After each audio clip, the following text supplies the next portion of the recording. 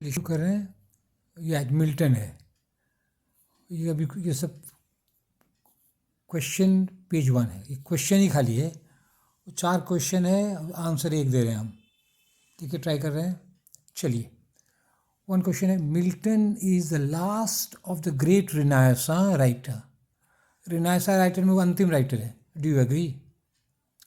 दूसरा क्वेश्चन है, features of the renaissance that influenced Milton's poetry. Feature में होता है कोई समथिंग इम्पॉर्टेंट, कुछ इम्पॉर्टेंट बातें क्या हैं जो मिल्टन को प्रभावित किया है, मिल्टन की कविता को। Features of the renaissance that influence Milton's poetry. Milton के पोइट्री पर रिनायसा का कौन कौन फैक्टर प्रभावित किया है। ठीक है। तीसरा क्वेश्चन है, how reformation was transformative of the renaissance in England. कहता है रिनायसा जो इटली से चला वो इंग्लैंड में आकर एकदम बदल गया, कंप्लीटली बदल गया। कैसे, हाउ, कैसे बदला, समझे ना। तो ये हम आंसर में दिए हैं सब चारों का आंसर। फिर चौथा है, cultural and political factors that made Milton the first great epic poet. किन किन कारणों से, पॉलिटिकल कारण से और कल्चरल कारण से मिल्टन प्रथम एपिक पोइट कैसे बन गया। इस बार चारों क्वेश्चन है, आंसर अब कर रहे हैं एक में। ये सबको अलग अलग करना ना कठिन काम, इसीलिए मिला के करने से फ़ायदा भी है। अब देखिए question, Milton 4 questions 1 answer. Milton was born and died in the 17th century. This was the period of the civil wars, I say, in England.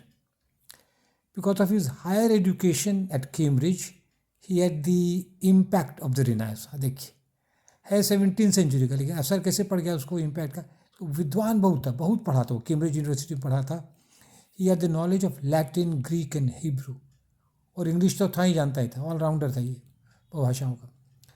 Some qualities of the Renaissance are found in the poems of Milton. और उनकी कविताओं को सबको जिक्र करती है, जो सब आपके सिलेबस में है, एक दो तो बेसी बाहर भी। क्या पहला है, the morning of Christ nativity. ये मॉर्निंग है, एम है, मेरी सॉरी कटिंग है, ये मॉर्निंग है, एम है। लिसिडस सेक्ट है, लेलेग्रो, इल पेंसेरेसो, इस समय स्पेलिंग ठीक देखिएगा। और फिर क्या है, paradise Lost and other poems. ये सब मिल्टन का पोएम है, इसको हम लोग डिस्कस करेंगे। और टेक्स्ट को दीजिए तभी नंबर देगा और पन्ना भी भरेगा। अब हमारे पेज 2 में the opening line of on the morning of Christ nativity gives the feeling of renaissance poetry. और ये कविता जो पढ़ते लगता है जैसे रिनायसा की कविता हम पढ़ देखिए। This is the month and this the happy morn, एकदम फ्रेश है। We are reminded of the opening lines of the Prothalamion by the renaissance poet Spenser. Renaissance poet की याद दिलाता है मिल्टन, लेकिन दिला रहा है उसकी याद स्पेंसर। क्या स्पेंसर करे, calm of the day, sweet breathing, Zephyrus and softly play. अब देखिए, Zephyrus is a Greek god who is the messenger of spring, Spenser कहते हैं। तो ये और ये मिलता है रिनेसा का। Like the Renaissance poet Spencer, Milton uses classical names like देखिए, और मिल्टन क्या करता है, क्लासिकल नेम्स यूज़ करता है जैसे स्पेंसर यूज़ करता है। तो मिल्टन कौन कौन नाम यूज़ किया है, Cynthia, Apollo, Typhon, Venus, Bacchus, हर्बिस, चीक, ऑरोरा एंड हाइमन। तो जो सब नाम याद है ना वो सब दीजिए उसको, जो सब जो याद नहीं उसको बदल दीजिए। बहुत सारा दे देखिए, पढ़िएगा ना, बहुत सारा नाम उसमें मिलेगा। अब हमारे पेज 3 में अब देखिए, Lycidas is an elegy by Milton. Elegy, he makes use of a superstition in this poem. इसमें कहता है अंधविश्वास एक है, उसका उपयोग करता है। He says that is friendship had an accident because it was built in the eclipse. कहते उसका इसलिए एक्सीडेंट हो गया ना क्योंकि वो ग्रहण, चंद्र ग्रहण में वो बनाते वो शिप। तो ये तो अंधविश्वास है। तो मिल्टन को अंधविश्वास था, और देखिए कंपैरिजन, और शेक्सपियर को भी अंधविश्वास था। ये तो रिनेसांस ड्रामेटिस्ट है, पोइट भी है। Shakespeare the great renaissance dramatist uses superstitions in his play Julius Caesar. For example we may mention the warning of the blind soothsayer तो सूरदास को वार्निंग देता है, beware the ides of March, चेत करो Caesar, and the dream of Calpurnia, Caesar's wife, कहते मत जाइए, आज खतरा है हमको, बहुत सपना है, लेकिन नहीं मानता है। तो इससे अंधविश्वास है। तो यहाँ भी अंधविश्वास है और सीरियस में भी अंधविश्वास है। तो पैरेलल दिखा रहे हैं रिनायसा का। Milton's L'Allegro is full of renaissance pleasures. अब देखिए, रिनायसा में खूब मस्ती खूब करता था, आनंद का। तो यहाँ मिल्टन के लेलेग्रो में है जेस्ट एंड यूथफुल जॉलिटी, जेस्ट मस्ती है, जवानी का उमंग है, खुशी, जॉली, इंजॉय करें, जॉली, हैप्पी है। Milton's laughter holding both his sides caused mind, देखिए लाफ्टर होल्डिंग में हंसते हंसते पेट दुखा जाता है, एकदम दोनों तरह का पेट हम धरने लगते हैं। तो उस हमको क्या याद दिलाता है, हम पेज 4 में आ रहे हैं,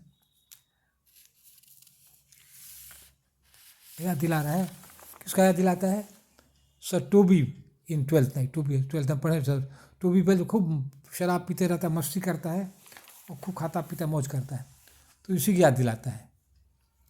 like Spencer, Milton enjoys flowers and the beauty of the earth, और स्पेंसर की तरह मिल्टन भी आनंद लेता है, कहता है ब्यूटी, फ्लावर्स, फूल हैं, और ब्यूटी ऑफ द अर्थ, धरती में जो सुंदरता है उसका आनंद मिल्टन लेता है। खाली ये पुजारी ही नहीं है, खाली धार्मिक ही नहीं है, ये सबका भी आनंद लेता है। अब देखिए मिल्टन का क्या है, fresh blown roses washed in due, एकदम खिला खिला गुलाब, एकदम ताज़ा, ब्लोन खिला, ताज़ा खिला गुलाब, और वॉश्ड उस शबनम है, इसका क्या है, अर्थली प्लेजर है, उसका आनंद लेता है मिल्टन। ओडर्स, ओडर खुशबू, कवियों का नाक बहुत पतला होता है, ओडर खुशबू। फ्रूट्स फल, फ्लॉक्स भेड़िए का झुंड जिसमें मरिया मीट उठ खा सकता है, फ्लॉक्स, एंड टेस्ट स्वादिष्ट भोजन, ये कहाँ का है, कोमस का है। मिल्टन इज इरोटिक, इरोटिक में sexy, when he mentions clouds resting on barren breast of the mountain, mountain का जो शिखर है ना, उसको इमेजिन कर देता हूँ, ये सब पॉइंटेड ब्रेस्ट सब है और उसी पर बादल आराम कर रहा है, ये सब इरोटिक है, ये सब क्या है, ये सब रिनायसा का लक्षण है। Reformation and the Protestant religion control Milton, लेकिन हाँ एक्सेस भाग नहीं पाता है ये मिल्टन, उसको क्या कंट्रोल करता है, रिफॉर्मेशन और प्रोटेस्टेंट मूवमेंट जो है। इट इज़ राइटली सेड, अब देखिए बहुत इंपॉर्टेंट कोटेशन है, reformation was transformative of the renaissance. तो क्या कहा गया है, रिफॉर्मेशन वॉज, तो रिफॉर्मेशन के कारण रिनायसा का रंग ही बदल गया, ट्रांसफॉर्म कंप्लीटली बदल गया उसका। अब देखिए, we find sensuality and sex in Spenser, Spenser में क्या है, सेंशुअलिटी और सेक्स है स्पेंसर में, वो भी सेंशुअल सेक्स से रिलेटेड है। इन मिल्टन वी फाइंड, और मिल्टन में क्या पाते हैं, डेडिकेशन है, समर्पण है, एंड रिलीजन और धर्म उसमें। तो या रिनायसा जो है, क्या कहते हैं कि मिल्टन के टाइम में रिफॉर्मेशन में बदल जाता है। ये कोटेशन है, भारी कोटेशन है, लेकिन ये कैसे रिनायसा बदल जाता है रिफॉर्मेशन में इंग्लैंड में, ठीक है। अब burning example is Milton poem Il Penseroso, melancholy, इसमें देखिए क्या कहते थे मिल्टन, इसमें रिफॉर्मेशन है, धार्मिक से बात है। In the opening line Milton says that joy is deluding, शुरू प्रथम लाइन में कहता है ये जो आनंद जो है ना, डिल्यूडिंग है, वो धोखा देता है। अब पेज 5 में हमारे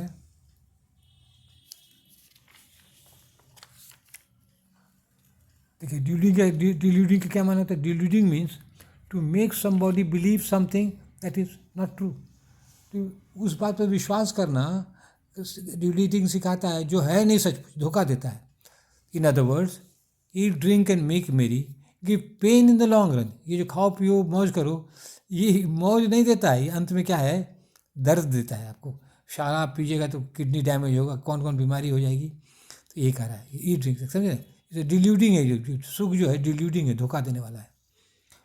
Milton considers melancholy sage, holy and saintly, और चिंतन को क्या कहता है, वो चिंतन को, मेलैंकली को क्या कहता है, ये साधु है, एकदम पवित्र है, एकदम संत की तरह है ये, कौन, मेलैंकली। हील डिवाइनिस्ट, सुपरलेटिव है melancholy, are the words of Milton, वो मिल्टन यही कह रहा है, डिवाइनिस्ट मेलैंकली है।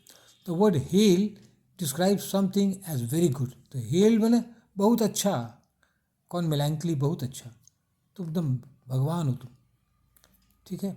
ये सब क्या धार्मिक कवि का लक्षण है, रिफॉर्मेशन का लक्षण है, प्रोटेस्टेंटिज्म का लक्षण ये सब.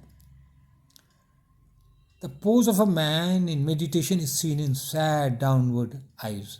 और यहाँ का आदमी जो है जो चिंतन में डूबा है कैसे पद दिखाता है, सैड है, डाउनवर्ड, नज़र उसकी का झुकी झुकी है, सैड डाउनवर्ड आइज, आँख झुकी झुकी. My lamp at midnight hour. देखो मैं मिल्टन कहता माई लैम्प एट मिड, मैंने suggest that Milton is engrossed in study at night. रात के वक्त वो पढ़ते रहता है. ये सब क्या है, एकदम चिंतन जो करता है, सीरियस आदमी का लक्षण है. Milton wants music that will bring heaven before his eyes. वो संगीत तो भी उसको प्रेम है, लेकिन कैसा संगीत जो सुन के स्वर्ग उसके आंखों के सामने आ जाए. तो ये सब क्या कर मिल्टन कैसे लक्षण है. ये 6 में हमारे हैं सम इम्पॉर्टेंट थिंग्स और features of the renaissance that help Milton are. और किन किन बातों से मिल्टन को सहायता मिला. अब देखिए कौन कौन है. सम इम्पॉर्टेंट थिंग्स और features of the renaissance that help Milton. Renaissance की कुछ बातों से मिल्टन को मदद मिली. क्या क्या देखिए क्या है. The classical learning, Greek Roman ये सब learning, classical learning, love for beauty, सुंदर फूल, सुंदर फल, सुंदर चेहरा कभी, ब्यूटी. द प्रिंटिंग प्रेस, उसकी किताब छपने लगी, पूरी बाइबल छपा. The discovery of new continents and countries. और उस समय नया नया कॉन्टिनेंट्स, नए नए जगहों का पता लगा विश्व में. और सब ऑस्ट्रेलिया का, अफ्रीका, सब का कंट्रीज़ का, देश का भी पता लगा. ये सबसे उसका दिमाग, उसका फैला, उसका दिमाग, नॉलेज बढ़ा मिल्टन का. New concept of the earth, sun and moon. अब ये देखिए ये भी नया कॉन्सेप्ट हो गया कि धरती सेंटर नहीं है, और धरती के बहुत बहुत बड़ा सन है, मून है, सबका कॉन्सेप्ट आया. In short, science and rationalism help Milton. ये सबको शॉर्ट में कर दिए. साइंस और रैशनलिज्म, दिमाग, अंधविश्वास नहीं, मिडिवलिज्म नहीं, रैशनलिज्म, तर्क से सब कुछ सोचना है. Doctor Faustus of the renaissance has an impact on Milton Satan in the Paradise Lost. देखिए डॉक्टर फॉस्टस है रिनायसा का, मार लो. Like Faustus, Satan challenges God. Faustus की तरह सेटन भी चैलेंज कर देता है भगवान को. Satan wants to rule in hell but does not want to be a slave in God's haven.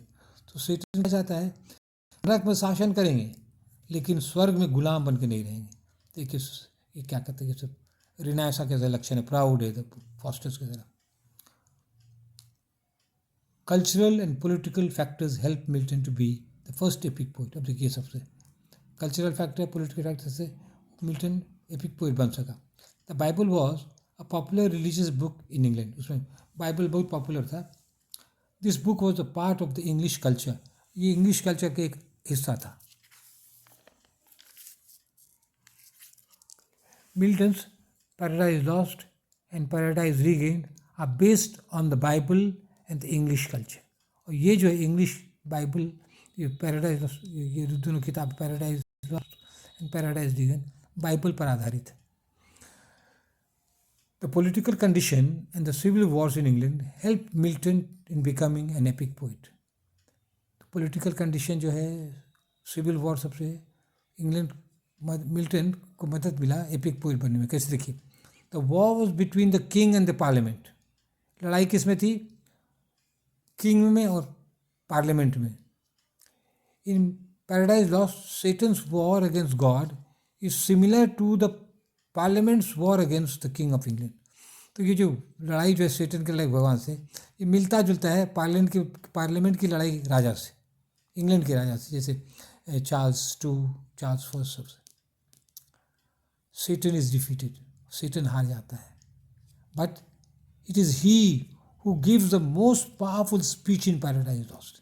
ये हारता है लेकिन सबसे शक्तिशाली भाषण जो पैराडाइज लॉस्ट महाकाव्य में है, सेटन का ही. हम लोग कोटेशन दो कोटेशन ये तभी नंबर दे. देखिए 3 लाइन का छोटा कोटेशन को दीजिएगा. What though the field is low, what though the field be lost, all is not lost. The courage never to submit or yield. कहता है what though the field, यदि मैदान हार गए तो क्या हुआ, सब कुछ तो नहीं हारे हैं. द करेज, हिम्मत है भी है, कभी झुकना नहीं है, ये हम लोग को है. तो ये हम लोग को ताकत देगा, फिर हम लोग लड़ेंगे. घबराना क्या है. फिर से पढ़ते हैं. What though the field be lost, all is not lost. The courage never to submit or yield. So दीजिए कोटेशन.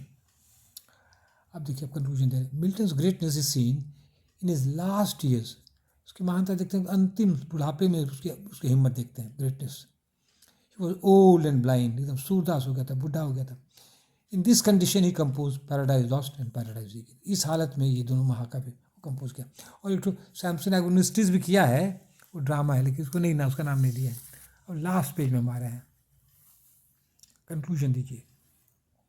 टू कंक्लूड, मिल्टन इसी लाइन में दीजिए, मेरा छूट गया था यहाँ जोड़, इसी लाइन में दीजिएगा. To conclude comma, Milton is considered the last great poet of the Renaissance. Renaissance का अंतिम कवि ये माना जाता है. After Milton came poets who wanted simplicity in verse and contemporary themes. उसके बाद जो कवि आए 18वीं सेंचुरी वाले, वो चाहते सिंपल, एकदम भारी भरकम कविता नहीं चाहते थे. और कंटेम्प्रेरी थीम, विषय भी एकदम कंटेम्प्रेरी, समाज के बारे में, बिलिंडा है, सोशल सटायर है, वो सब चाहते थे. हाई लेवल का टॉपिक नहीं चाहते थे. थीम भी सिंपल चाहता था. मिल्टन के बाद जो कवि आया, the heroic couplet became popular in the hand of Dryden and Pope. और इन दोनों हीरोइक कपलेट तुकबंदी है, what I reference romance causes springs what mighty contest rise on trivial thing. ये कपलेट से पॉपुलर हो गया उसमें. The heroic couplet became popular in the hands of Dryden and Pope. In place of the great epics of Milton, we have poems like Pope's Rape of the Lock. और paradise lost, paradise regain के बदले अब क्या हम लोग आ गया, अब ये the Rape of the Lock ऐसी कविता. That's all. Thank you.